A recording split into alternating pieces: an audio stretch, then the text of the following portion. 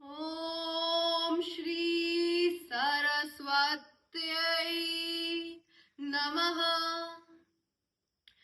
ऐ मनोज, तू मनोज जाति का अपमान न कर, नशीली दवाओं का उपयोग कर, अभिमान न कर। चंद पलों के सुख एवं स्वाद को पाने के लिए तू अनमोल मनुष्य जीवन को व्यर्थ बर्बाद न कर। आप सभी सभासदों एवं विद्वज्जनों का इस सभागार में तहे दिल से अभिनंदन, वंदन एवं नमन करती हूँ। मान्यवर, उस विधाता की अपार शक्तियों का परिणाम है मानव। यह मानव अपने शौर्य, साहस, अदम्य उत्साह व आत्म बल से दुनिया की हर वस्तु को साध्य करने का सामर्थ्य रखता है। उसकी सोच व चिंतन ही उसकी प्रबल शक्तियों का परिणाम है। वह अपनी सोच से ही पुरुष से महापुरुष व मानव से दानव बन जाता है। माननीय प्रधानमंत्री जी भी उद्घोष करते हैं कि सोच बदलो देश बदलेगा। उनका मानना है कि आज का युवा कल का भविष्य है, लेकिन आज का युवा तो नशे में संलिप्त होकर अपने अस्तित्व को ही खोता जा रहा है।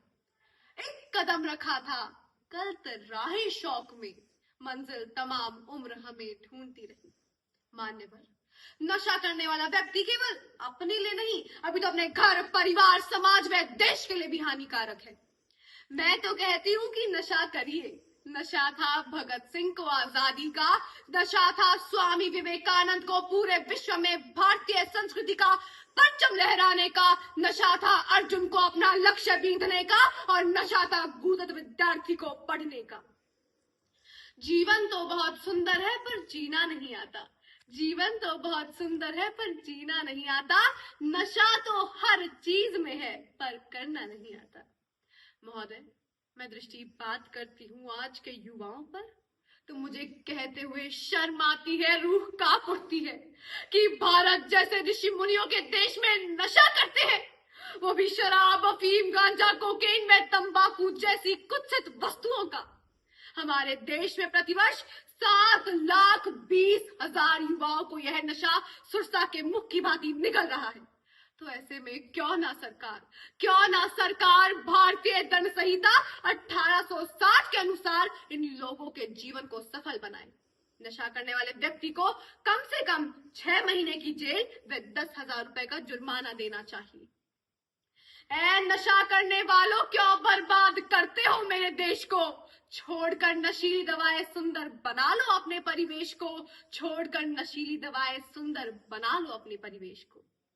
महान उपन्यासकार, युग दृष्टा, युग सृष्टा, युग प्रवर्तक प्रेमचंद जी भी कहते हैं, भारत जैसे गरीबों के देश में मदिरा पान करना उनके रक्तपान के बराबर है।